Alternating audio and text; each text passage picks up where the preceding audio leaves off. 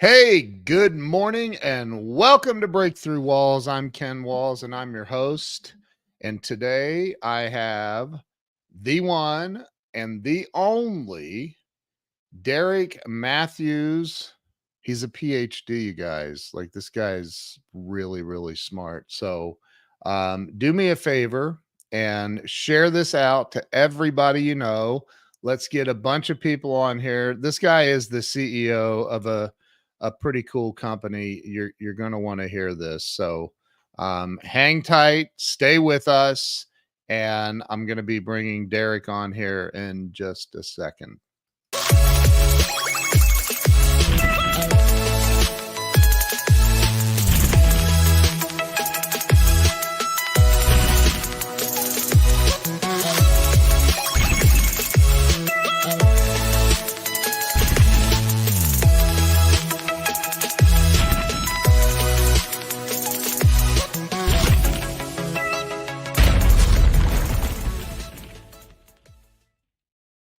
All right, we're back. Let me bring Derek on. Derek, welcome to the show.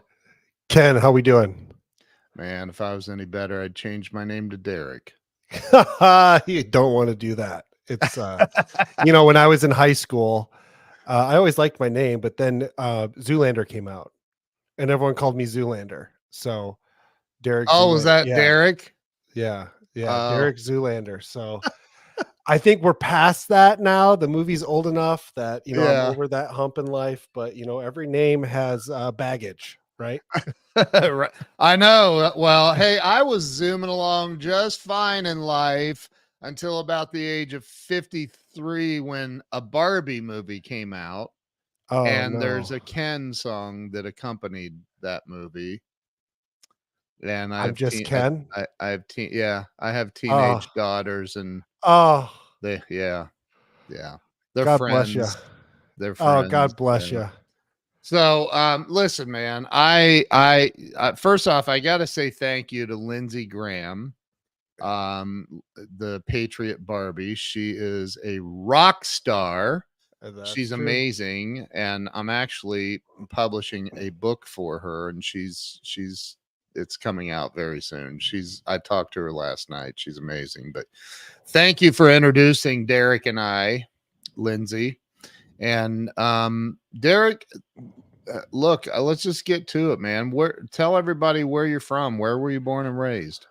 So I was born in Freeport, Illinois, northwestern corner of Illinois. Okay. And lots of cornfields, lots of good people, and small town, about 28,000. And I lived out in the country, and I'm a country boy at heart. Nice, man. Yeah. I grew up in the country as well, kinda ish. It was like all my friends were farmers, but I didn't live on a farm. Yeah, we didn't live on a farm either. What was your graduating class size in high school? Well, I went to the schools in Freeport until about 7th or 8th grade, and then we moved to Rockford, which is like North Illinois in the middle. Okay. And Much bigger. A lot bigger. I think it's like 300,000 or something like that. And I kind of bounced around to different schools because I was playing soccer competitively, and I landed at Guilford High School. So I graduated from there. Okay. And yeah. So probably a little bit bigger of a graduating class than. Oh yeah. Well, Freeport probably had, few hundred graduating in the graduating class. Wow. So yeah. I don't know what it's like now, because I know a lot of people have left Freeport, unfortunately, but yeah. No, it does. So talk about, what was it like for you growing up as a kid? I mean, I always feel like, what something or people or events kind of pushes us in the direction that we end up going as adults. What comes to mind when I say that? Was there anything or anyone in particular? Well, I mean, I grew up out in the country, and we had, small acreage, I think about 13 acres, that when I got bored, my mom would tell me to go outside. My parents would tell me to go outside, and I would just go explore in the woods. And I think that really uh, taught me there's no such thing as being bored. Like you can always, like my mother-in-law always says, if you're bored, that means that you're boring. And Right.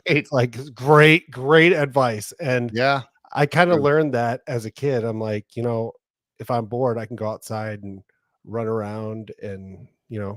be a kid, Yeah. throw rocks, do crazy things. Jump BMX bikes over everything. Oh, Like, yeah. This is funny. So there was this road right by our house, and I would have my friends over. This is terrible. And these cars would drive by, obviously, because it's a road, and we would have a ghillie suit, and we would lay in the field, and when a car would be kind of coming towards us, we would we thought it was funny because we were like fourth, fifth graders. We'd stand up and we'd see people's faces, and they would oh be like, my, "What's going on?" And then we would oh my giggle, God. with our little adolescent laughs. Yeah. But Dude, now that I look, in hindsight, I'm like, someone could have probably wrecked, but as a fourth, yeah, fifth grader, you don't think of those you things. don't think about that. No. We used to throw snowballs at passersby. Like, yeah, I've been they there. did not like that. Yeah, no. But it's fun. It's fun. Yeah. I think I'm not going to tell any more stories, but but like when was there anything that I guess to start with when you graduated, where did you go from there? When you graduated from high school, what happened? So when I graduated from high school, I had been working since, to answer the other part of your previous question. Yeah. I was fourth generation in a family beer distribution company. So we were Miller Coors, Molson Coors now. So I spent Okay. a lot of my childhood going to the warehouse, and my dad and my grandpa would put me to work and pay me next to nothing. And they said, you got to earn it in this family. Like that, it's That's it's not awesome. a silver spoon, son. And so I had to do all the grunt work and everything, but that really made me who I am, Yep. because I didn't get to like have. I mean, I had fun and stuff like that, but I had a responsibility from a young age. So when I, graduated from high school, I went to Carthage College, which is where my dad actually went, Mhm. and I wanted to get, a business major, and then eventually come back into the business on a sales, like operations side, Yeah. and hopefully earn the ability to run the business someday. And I really had to prove myself. And so that was kind of my goal. So I went to college and experienced going to school in Wisconsin and everything. It was great. Wow. So Colleen just said grew up on Coors. I mean, growing up in a beer distributor family, was there a lot of that? Honestly, not really. I mean, Wow. yeah, I mean, my dad would come home and he might have a beer or two or something like that, but Yeah, right. there was never any anything questionable in my family. Like everyone was very responsible with Yeah. their drinking. I mean, we didn't have time. When you're running a business like that, there's lots of headaches. And Yeah. Yep. when you're enjoying yourself, it's like the restaurant industry. When you're trying to enjoy yourself, that's when your customers are, and you have to be able to service those restaurants Yeah. on a And Friday it's night, it's on a hard to Saturday do night. that in a blackout. Yeah.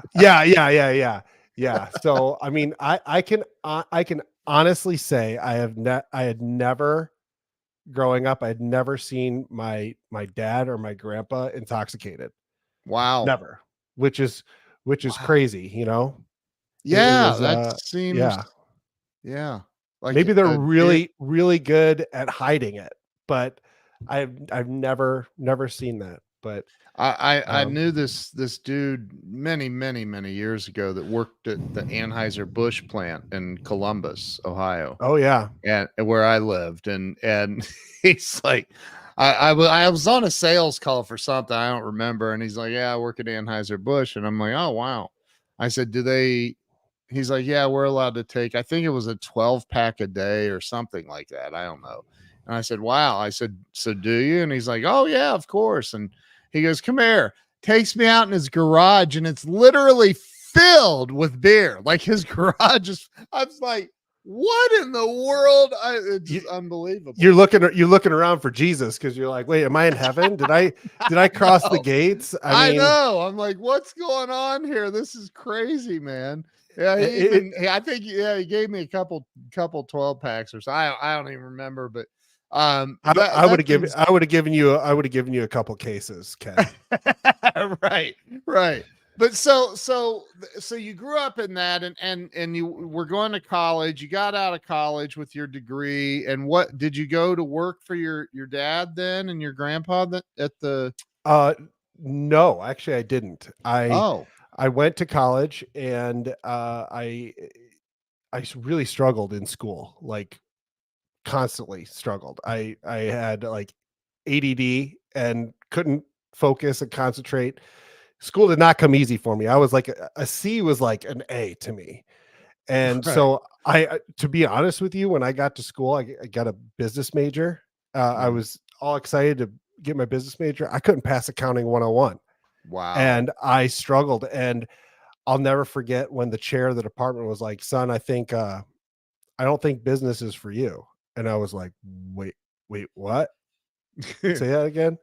And he's like, you need to transition majors. So here I am, a skinny punk 18-year-old that now I think like I can't do business. What's going on? So like my whole future plans and my dreams were like kind of crumbling. Wow. And so I switched majors to psychology. And I think I'd mentioned this to you before. My first class was behavioral statistics 101. Yeah. I don't get numbers very well. And I mean, I do now, I'm a little bit better, but Yeah. back then I didn't understand numbers. It's just my brain doesn't think that way. Yeah. And so the chair of the department came to me. I don't think that psychology is for you. So Oh my God. I'm like really, really bummed out. And my self-esteem's kind of crushed. And I'm like, okay, what can I do? Like, what major can I do that does not have numbers? Right. Because this is a clear problem. So I was like, communication, digital media. There's no numbers there.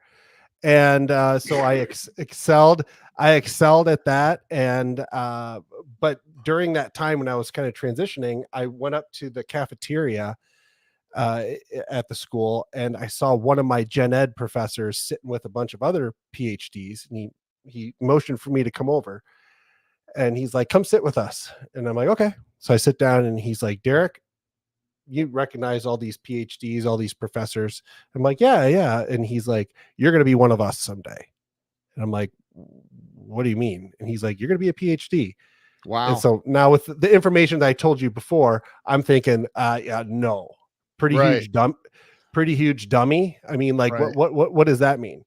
And he's like, you might not have all the answers. He's like, but you ask really good questions, and that's what it takes to be a PhD. And from that second, a fire was lit in me that I was like, I totally saw my identity differently. And just those few words. Yeah. And I ended up graduating in 3.5 years. And I was halfway through my master's when I walked for my in May for my my undergrad. Wow. And so I did a 3-year master's in organizational leadership in 1 year. And then I was 22 and I started my PhD. And the school that I went to for my PhD in leadership, they were like, you're too young. I'm like, no, I'm not. I'm determined. Like, I know. And I told them this story. And I'm like, I am determined to prove this to myself. I said, I'm not a great student. I said, but when I put my mind to something, like, no one will stop me. Wow.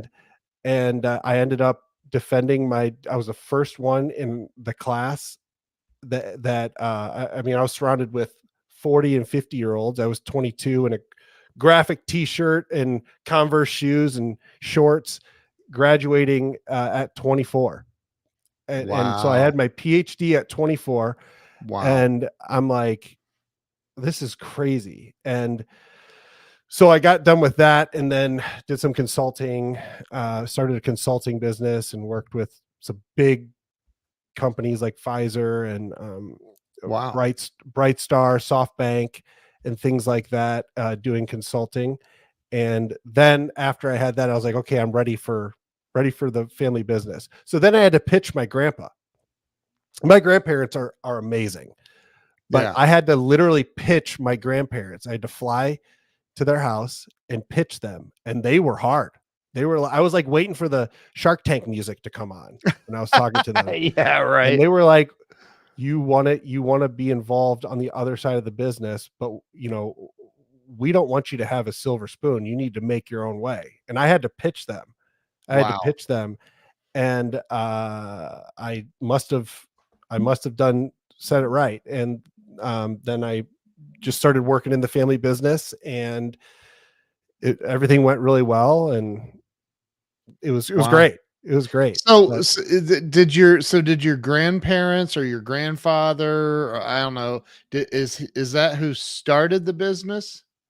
no, my great grandpa started the business. Oh my gosh. And yeah, so it's the good old story of Wow. he bought a truck in Illinois, down in Morrison, Illinois. He bought a truck, and he's like, well, I can use this truck to deliver things to people. And so I think he had like Wow. chickens and eggs and Wow. whatever he could throw on there. And then he hears about beer, and he's like, well, maybe I can throw beer on my truck. Well, then he started seeing how much money he could make with beer, and it's the your typical story of like stopped doing the chickens and the eggs and added more beer, and then got a little warehouse, and then built a bigger warehouse. It's the old fashioned American story. So I mean, was he like, did he start like delivering beer to his friends' parties or something, or I was it? don't know. Yeah. I don't know all that, but I think he just had like a little territory, and he was Okay. delivering. I got to find that out. Yeah, But that'd be an interesting story, actually. I yeah, love it's that. And here's the thing. I don't know you really well, but we talked on Zoom yeah, and yeah, kind of yeah. got to know each other. You don't seem like a third or fourth generation wealthy spoiled brat. You just seem like a down to earth dude. And there's a lot, and you know already that there's a lot of generational you get into the third, second, third, fourth generation sometimes, and it's like, dude, you were born with a silver spoon, and you Oh, weren't. You were not treated like that. Ken, I dealt with it, growing up. Yeah. People assumed things, and I'm Yeah. like, I'm sure. if you only knew, if you Yeah, only right. knew. Right. Right. I remember one time I went up. I was halfway through college, and I went upstairs, and it had been since I was a kid Yeah. doing all the grunt work and stuff. And I said, Dad, I went upstairs. I said, Dad, like I've been in school. I'm about ready to graduate. Like I want more responsibility, um, in and things. And he's like, yeah, that's cute. Go back downstairs and do your job. Wait till you graduate. And I was like, but Wow. I mean, my dad's amazing. But like my dad, and my grandpa are amazing, loving people. But Yeah. they beat into my head like it, it's not owning a business. Like they would take me outside and point up at the building and say, your last name is on the building, and don't let that get to your head. Wow. That's not a privilege, that's a responsibility. And Dude. you represent that. And Wow. that is not anything for you to ever, you know like we would go out to restaurants in our territory, and we had a family rule that if our food wasn't good, we would never send it back. we would never complain about anything because those were our customers, right? Wow. So those dumb little stories But that's taught not me, dumb, man. Say that. Somebody right? type that in the comments. It's not, what'd you say? It's not a privilege, it's a responsibility to have your Yeah. name on the business. That's insanely awesome. That's tweetable And then or after Xable. they got done telling me that, they were like, okay, so now see those weeds right there? Now I need you to go pick those, and then you're going to wash all the employees' trucks. I love that. Wow, that's awesome, dude. But they How were much? great. I mean, they Think were about it. awesome. Think about when you were young, though. You hated that. You were like, "This is bull crap." Well, I mean, when you're using Ken, let's be honest, when you're using a power washer, it's pretty cool. It's pretty cool. I mean, that thing had some That's torque. That's so true. it was frustrating, but I knew at a young age, like that's the difference between, like, when you look at, I remember seeing this statistic. I think it's like typically the third generation of a business screws it up. Yep. And my dad didn't screw it up. So they were like, it's probably going to be Derek. So they wanted to just make sure that I was ready for it. So that is so incredible, because I truly believe, I'm going to express an opinion. You're welcome to add on to it if you'd like, but yeah, the what is the word? Why my brain just went blank. The word where you expect everything to be handed to you. Entitled. We live in such an entitled world today. And it is, because I'm sure your grandparents and your parents are worth millions and millions of dollars. You don't build a big company like that without putting a little bit of cash in the bank. And you just don't have that undertone of entitlement. I think a lot of that comes from, like, my grandpa. He beat into our heads, it's not what you make, it's what you save. It's not what you make, it's what you save. And Yep. this is a really funny story to tell you about my grandpa. He passed away last January, and he but before, about a year before he passed away, he lives in Florida with my grandma, and she sent him to the grocery store to grab a few things. And he was very successful, very successful. Sure. But if you saw him and, like, the way that he dressed, you would have no idea. So he was at the grocery store in Florida, and a lady comes up to him because he just doesn't dress fancy. And she walks up and says, "Excuse me, sir." And he turns around. He's like in his 80s. He turns around, and she's like, "The Lord spoke to me and told me that you should have this $20. You need it more than I do." So here's the best part. He said, and he was a man of few words. He's like, "Oh, well, thank you. I appreciate that." He gets in the car and goes home, and he tells my grandma, and she's like, "Well, what?" She's like, "Gordon, that's embarrassing. Did you give the money back to the lady?" And he goes, "Heck no, that's $20." Besides, the Lord told her to do it. So it's just so funny. It's so that is so funny, dude. Yeah. But see, that's what I like it. That's what I'm talking about. Like, we don't, society is different today. And I think we can agree with that. It's just different. There is a 100%. Lot of entitlement, and it's entitlement from people that really shouldn't even be entitled. But look, Joe Ingram says he wasn't going to take the joy away from the lady for $20. And that's enough. He probably did have the where the awareness to go, what that could actually hurt her emotionally, to say, hey, I'm pretty well off.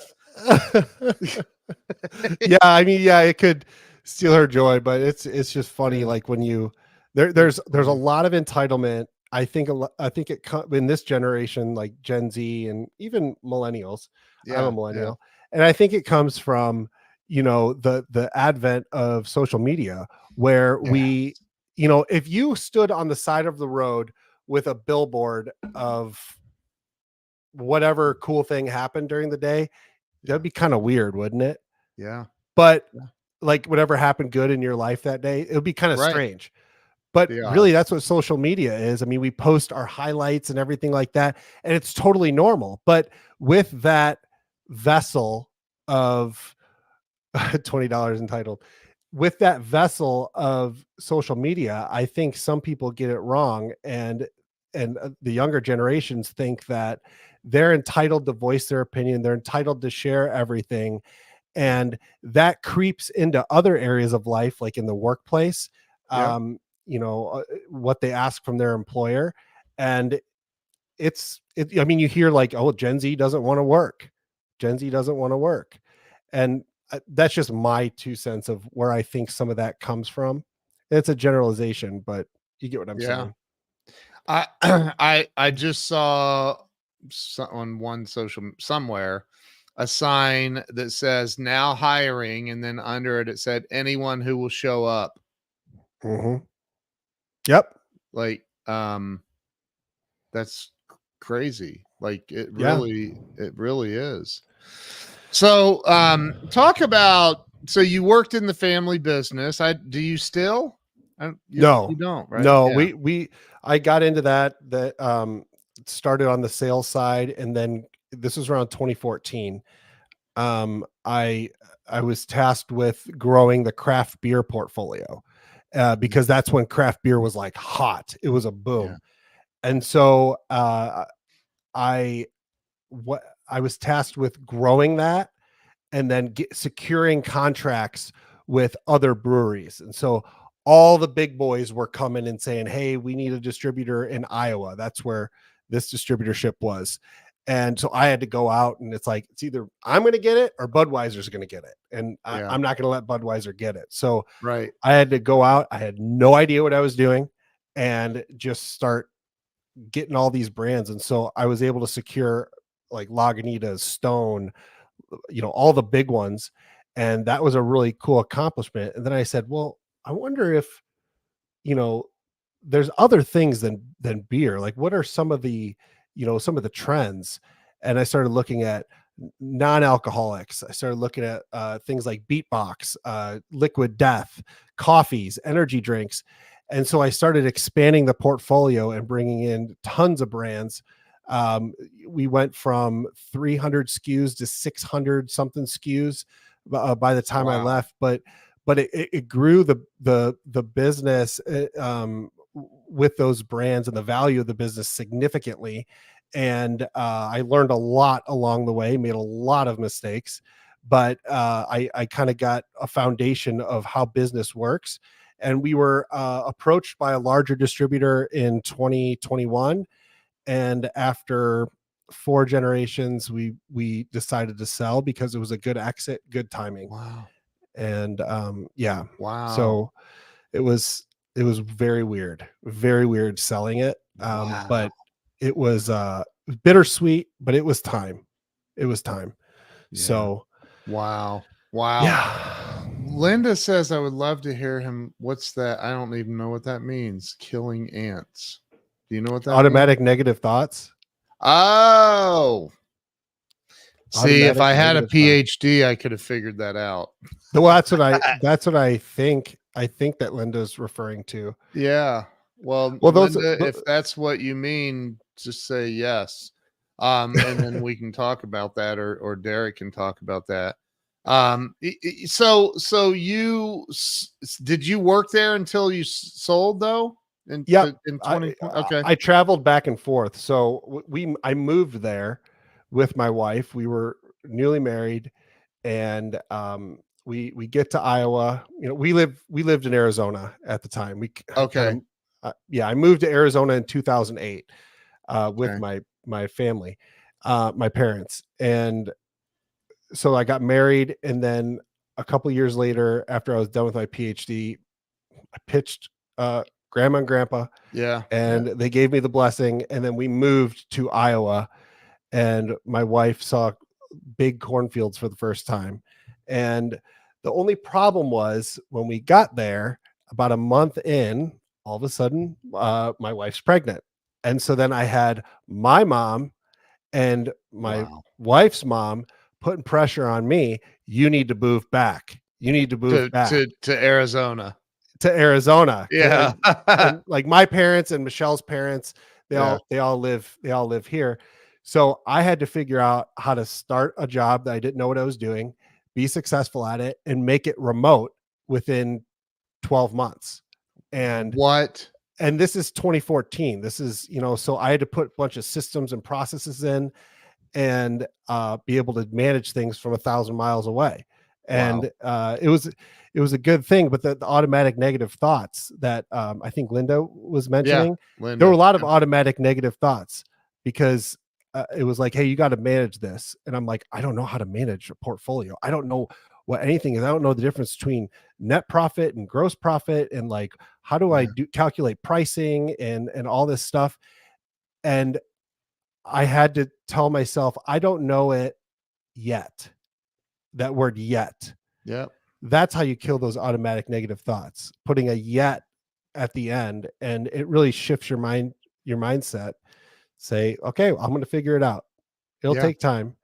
But yeah, so we had baby, and 3 weeks later, we were driving back to Arizona. That was a disaster.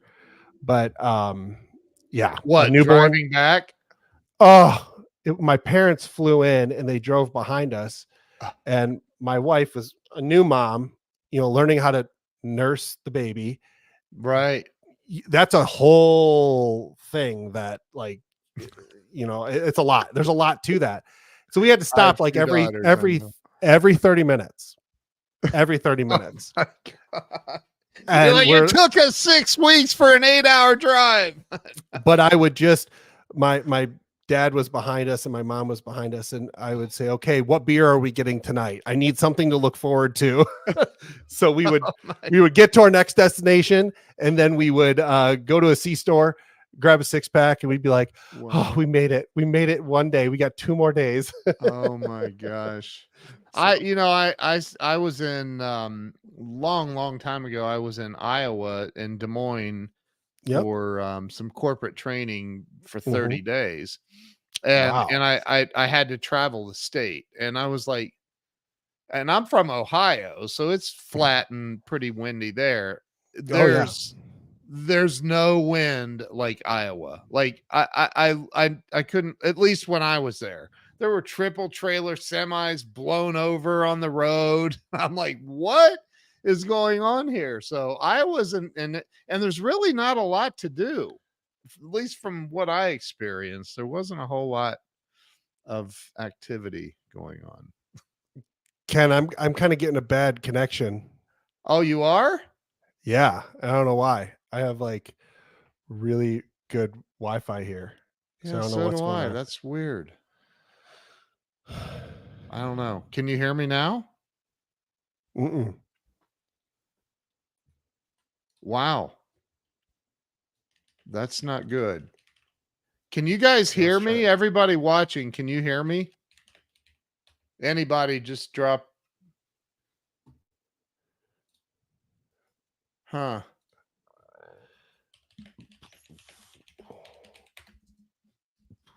Okay, you got me now? Yeah, I can hear you. Can you Perfect. hear me? We're good now. Oh, see, everybody could hear me. Everybody is. I missed it. I asked everybody, hey, can you hear me? Yeah. You know what? It's technical difficulties. It happens. It's the internet.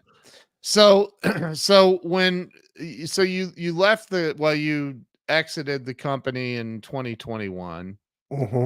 Where did things go for you from there? It was a huge shift for me, because that's all I ever knew.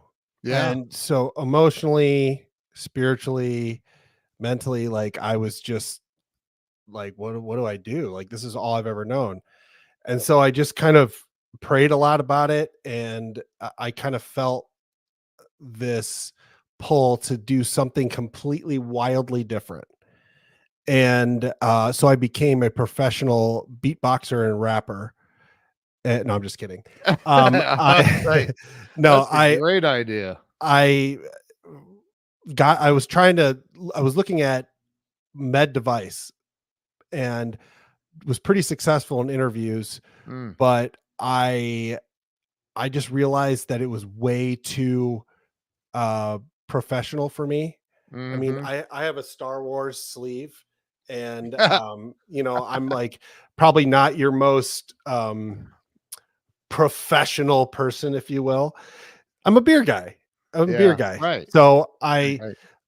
I just kind of declined all the med device opportunities and just moved in a different direction. And I stumbled upon brokering airplane parts. And that was very interesting. It was Wolf of Wall Street with airplane parts. And the Wow. wildest, so that was 22 to 23. It was about a year and a half. That was one of the greatest experiences I've ever had, because I went into something, and in my interview I said, "Hey, I just want you to know, I don't know anything about airplane parts." And Right. my boss was like, "Good." And I was like, "Yeah, it's good." I said, "I'm a sponge. You can mold me any way you want."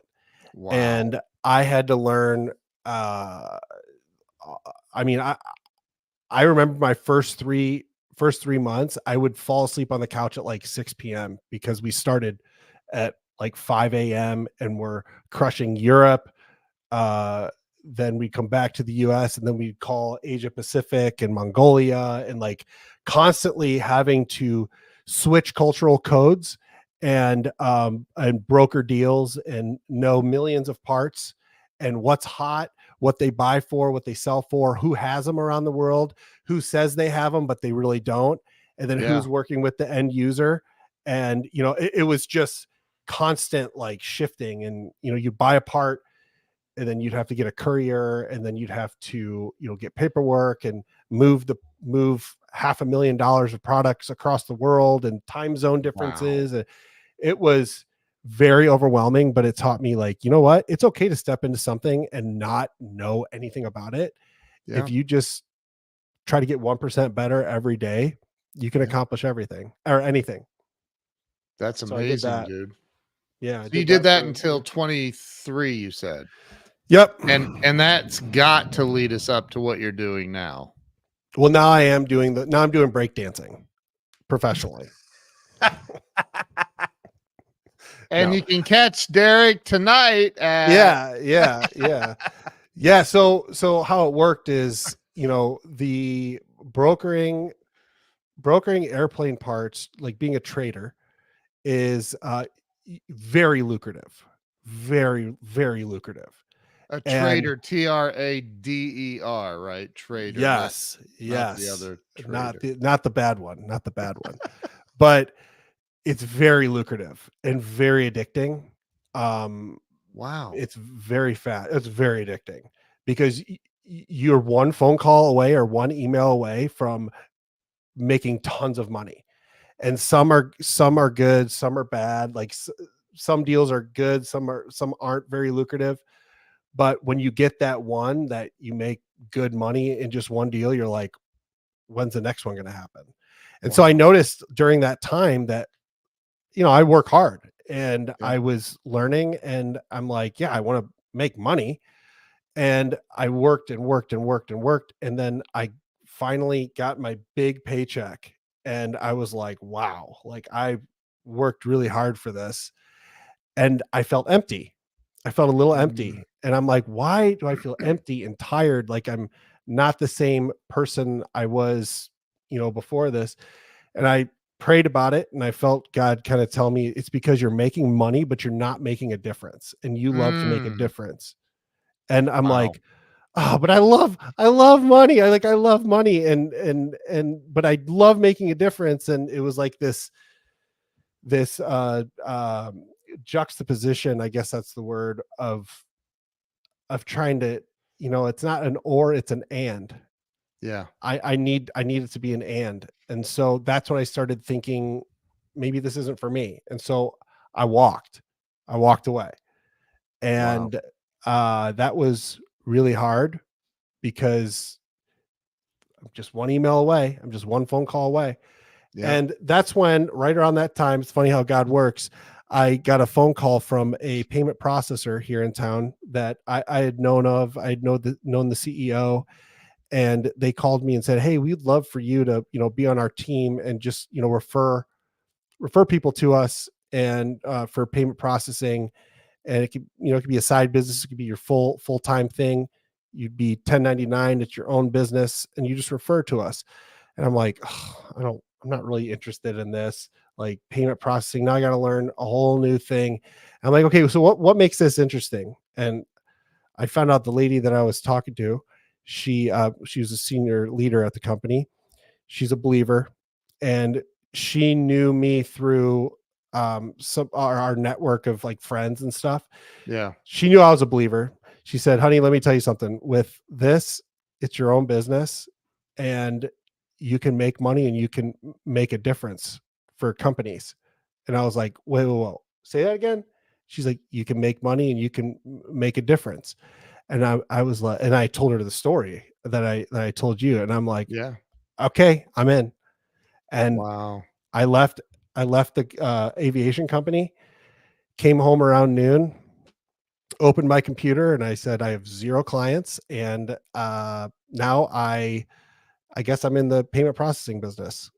And so Wow. it was just wild, but it was the first time in my life that I really leaned on faith, and that I leaned on um, letting go and letting God, if you will. And it was terrifying. So I shared with you when you and I talked the other day that many, many years ago, I sold payment processing for Yeah. about 2 weeks Yeah. in Atlanta.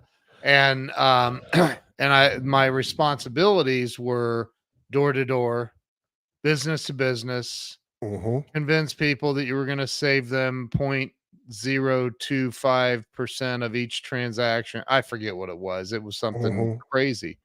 Mhm. And I was like, okay, why not? Let's do it. I saw Right. the payout structure and I thought, well, this will be good. I didn't make one sale, not one. And I was pretty good at selling and not one sale. And so I know from my experience with it, some of the objections. I know, from my experience with it that there's a lot of people doing it. So Oh, yeah. my question for you is have you been checked out by a professional to make sure you're okay? Yeah. Yeah. Yeah. I mean, that's a hard business, dude. I'm It's just very being hard. it's It's v very hard. it's very hard, and, I I realized that last May when I started, and Wow. it was very difficult, and I might have, like, a hole in my wall from banging my head against it for, like, 6, 7 months, and I'm like, "What was I thinking? Like, why did I leave this job where I'm doing well, I'm on my way Yeah. to, bigger and better things, and I start doing this, and I feel like a complete moron." And it's very, very crowded space, and everyone sells on savings. And I was stuck because I'm like, how do I differentiate myself? The average restaurant receives like 3 to 4 calls from some knucklehead like me every day. Every "Hi, my day. name is so and so with Yeah. payment processing. I'd like to set up a meeting." And they're like, "No, thank you." And I even tried cold calling, and I was like, "This is worthless. This is worthless. This I am sucks. not doing this." And Right. the hole in my wall got bigger and bigger and Yeah. bigger and bigger. Right. And yeah, so I had to make a pivot. I had to make a pivot. And I had to think outside the box and Yeah. think, okay, so I'm calling people and telling them about a product or a service. And if you look at psychology, people make decisions based on emotion and they justify with logic. And Yep. if you're selling on facts and benefits and figures and numbers, sometimes that won't get people across the goal line. You need to hit them with something that's emotional. So I started thinking, okay, how can I, the sales process is know you, like you, trust you. And so if I have to go through all these calls, have a long sales cycle for someone to know me, like me, and then finally trust me, how can I speed that up and get people to trust me immediately? Well, what does trust come from? Trust comes from when you know that someone has the same values as you. If someone's like, "Oh yeah, I go to church," "Oh, I go to church too." Now your trust is there because you have the same target in life. And so I started Right. thinking like, Right. who are my people? Who are my people that I can get together with, and then we can hit it right away. We get to trust. I'm like, conservative patriots. And so I Mm, decided, Christian conservative patriots. I thought if I can niche into that world, yeah. I won't be doing cold calls. I'll be doing friend calls. I'll be Yep. talking to my friends. And so that's kind of the direction that I went. It's like, how can I help conservative businesses Yeah. and talk to my people? That's And awesome, dude. that's when Patriot Ventures was formed. Talk about the Patriot, because Patriot Ventures and your credit card processing that you do is completely different than I don't know, everybody else. Like, it is different. You've set up some things and parameters in your company that are just different. So talk about some of those differentiators if you would. Yeah, I started doing market research, and remember how I mentioned like people make decisions based on emotion and they justify with logic. And I was like, Yeah. okay, what are a few things that I can make different because it's a very crowded space. Yeah. And I thought, okay, what's a big problem that's keeping conservatives up at night? I don't know. So I started doing some research, calling around, talking to people, and I found one interesting thing. Payment processors, I don't want to badmouth competitors, but some of the easy ones that people sign up for, Yeah. they're woke and they are shutting conservative businesses down left and right for their conservative products, beliefs, and solutions, Yeah. our services. And so I was like, ooh, that's got to keep conservatives up at night. Because at any time you have a really good sale and these competitors will go, ooh, something looks Yep. fishy. Shut them down, hold their money, Yep. run them through underwriting, and then maybe we'll give them back their money. And that is a tactic from the left that I've seen. I've had hundreds and hundreds of calls hearing the exact same story from patriots. And I said, okay, this is the thing to fix. So the differentiator for us was, I started this business with Lindsey Graham, the Patriot Barbie. She's Yeah. amazing She's business amazing. partner. And we put our heads together and we said, okay, here's the big problem that we're solving. But what else? Well, we can guarantee that we will never shut you down for your patriotic beliefs. If you sell Trump t-shirts, awesome. If you sell guns and ammo, awesome. We've got your back. Yeah. So we check mark that. Well, what if we did something even more? And I talked to her about my story, make money and make a difference. And we said, let's earmark a percentage of our profit from every transaction will go to a conservative nonprofit. And that's our Save America initiative. And Mm. so every transaction that goes through our processing, we donate a percentage of our profit to our nonprofit partners, such as Voices for the Voiceless, Big Dog Ranch Rescue, and there's plenty more, Wounded Warrior Outdoors. Yeah. And so that grew.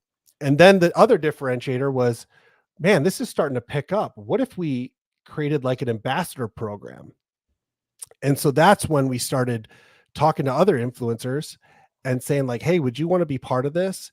And I mean, it was just like, yes, absolutely, because they understood the story. So that's when doors started opening, like Kendall in Kentucky. She's one of our ambassadors. She's amazing. She's amazing. Kyle Rittenhouse, he joined the team. And Wow. I just spent a couple weekends ago, he was here. We were hanging out with my kids and my family, and we did go shooting. I did get to go shooting with Kyle. Oh, wow. That's awesome. We spent one-on-one time together. And Yeah. so for like 3 or 4 days, and it was awesome. And we have some more that we're going to be announcing soon that are pretty cool, and some more ambassadors. But yeah, I started saying like, this isn't payment processing. This is a ministry. This is kind of like a ministry. It's my ministry. It might be screwed up, but you know what, we're trying. And as far as like, I don't know if technically it's a ministry, but you know what I mean. And hey man, yeah, sure it is. well, my discovery calls now are not awkward. I get on with someone, and within 3 to 5 minutes, we're either talking about God, Joe Biden, and Bidenflation, or we're talking about how much we love Trump. And God always shows up in those conversations. And that's where I'm so blessed to be able to do this, because I'm doing what I felt God told me: make money and make a difference, So it's pretty cool. Colleen says kingdom driven. I love it.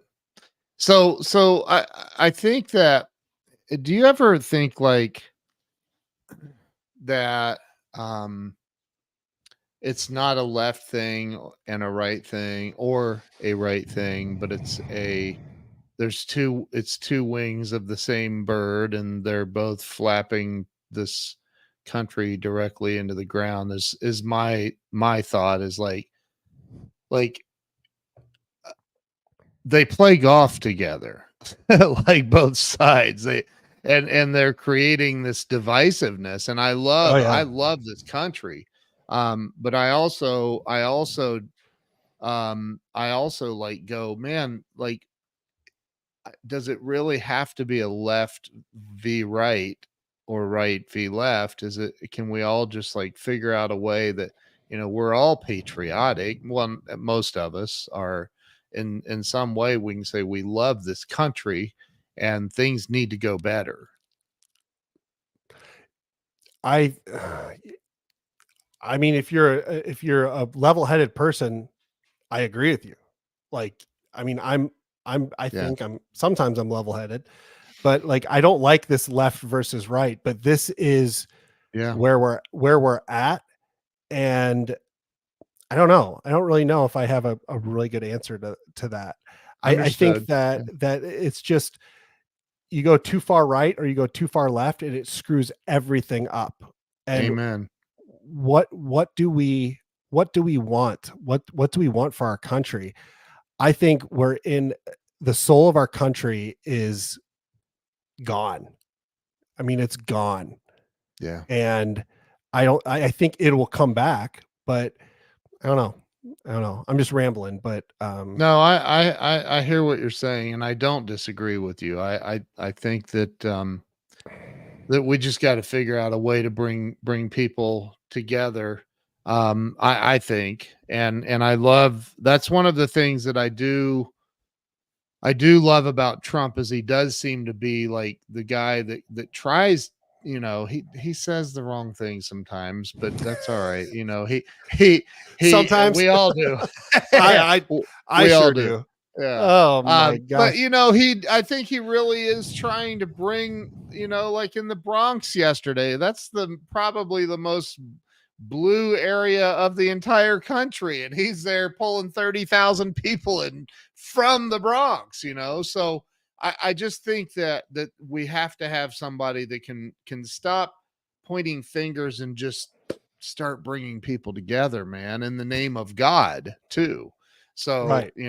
a friend of I mine used to say, No matter what your question or problem is, the answer is God.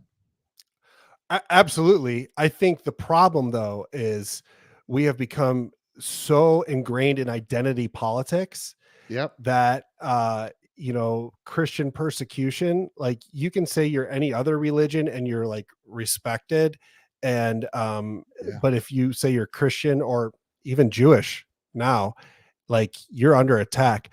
One thing that I think the recipe for saving this country is, I think, similar to how Joe Rogan has really transformed his podcast.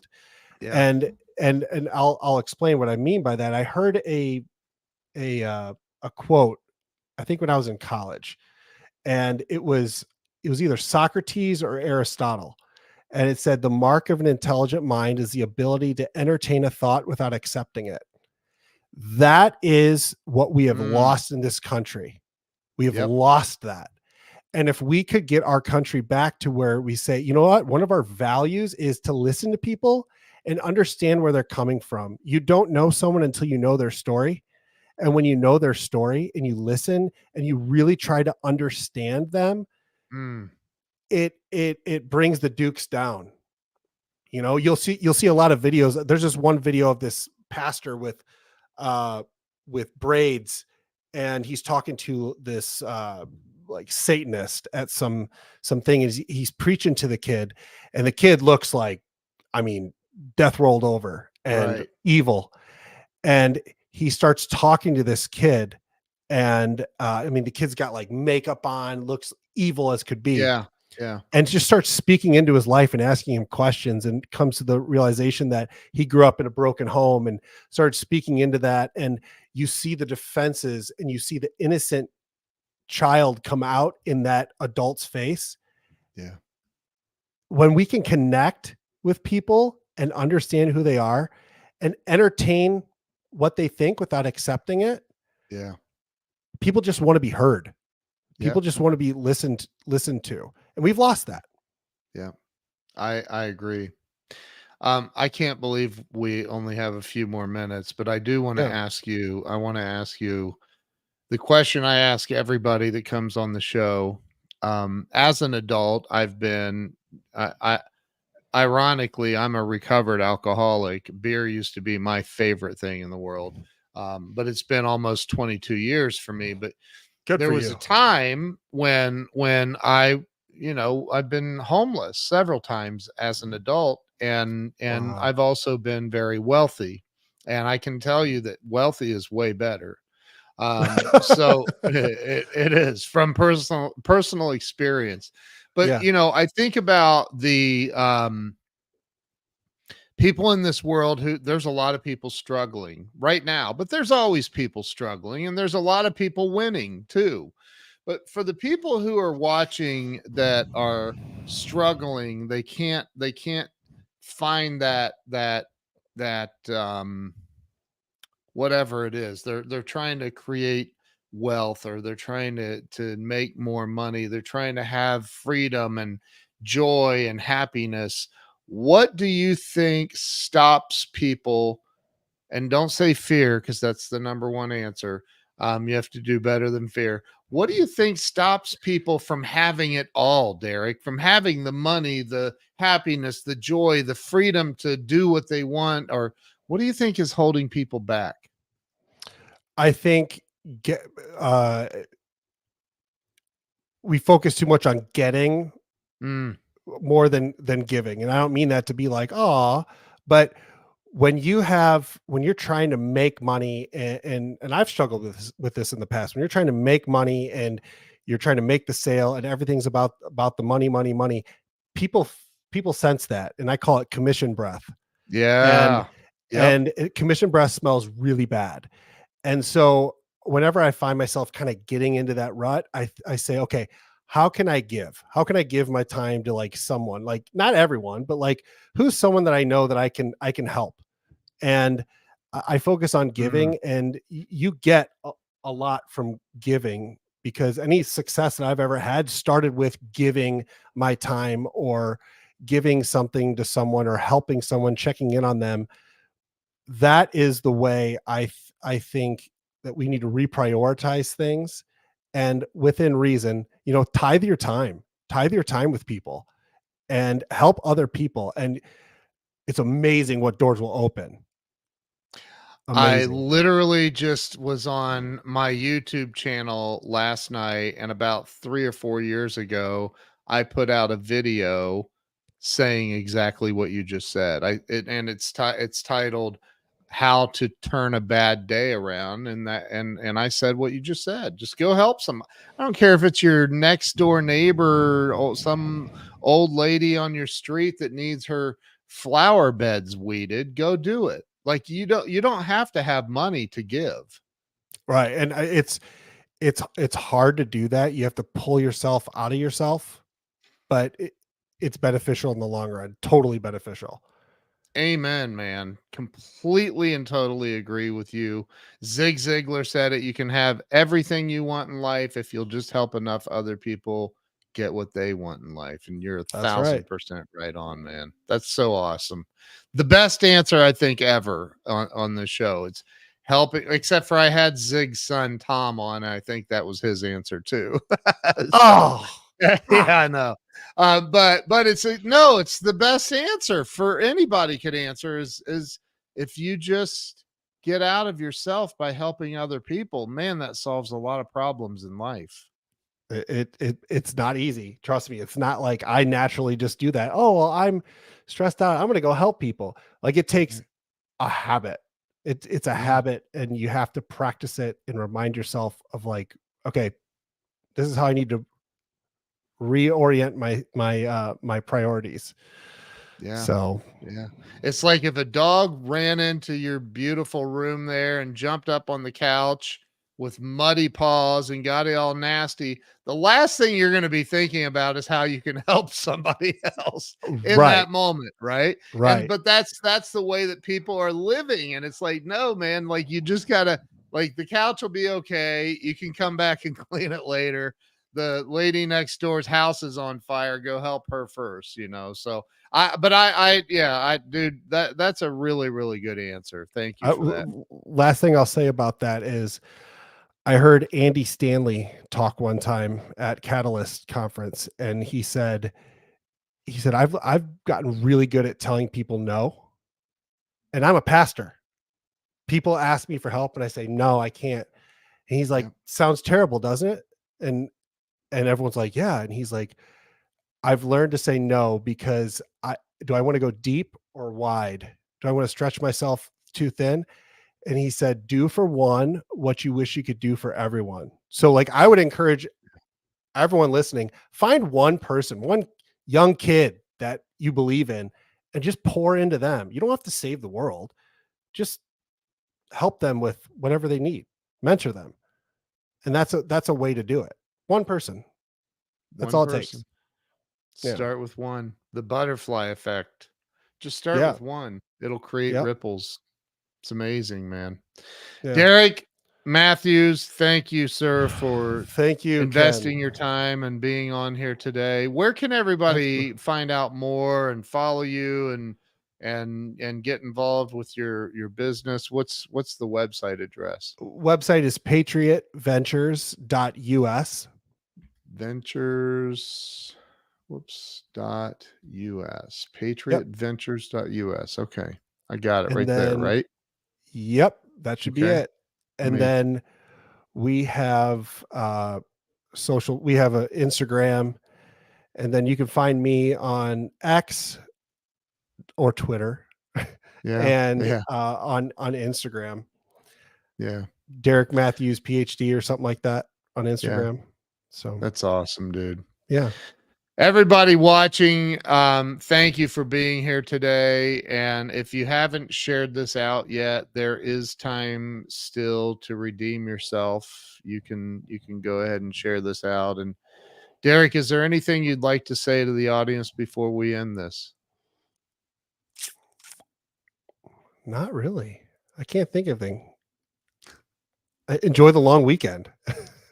Oh yeah, that's right. It's a long. See, I We're never. entrepreneurs. We don't Yeah. see that. I know. I'll Like be working what? Monday anyways. I know. I know, right?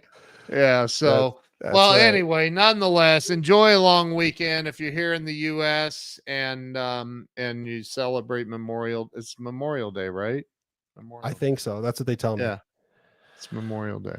I always get that and Labor Day mixed up. It's Memorial Day. No joke, man. So No joke. No joke. Memorial Day. No joke, man. My dad. Little Joe Biden joke. I had to. I had to. I oh had to. my god. Oh my god, that is hilarious. Everybody go to patriotventures.us, patriotventures.us, and check out Derek on Instagram and on X, and and check out the website too. So Derek, thank you so much for coming on today. Thank you Appreciate you. for having me, and thanks for all the engagement from the audience. Appreciate it. Yeah. Stay with me, Derek. I'll be right back. You guys have a wonderful weekend, and we will see you very soon. Take care.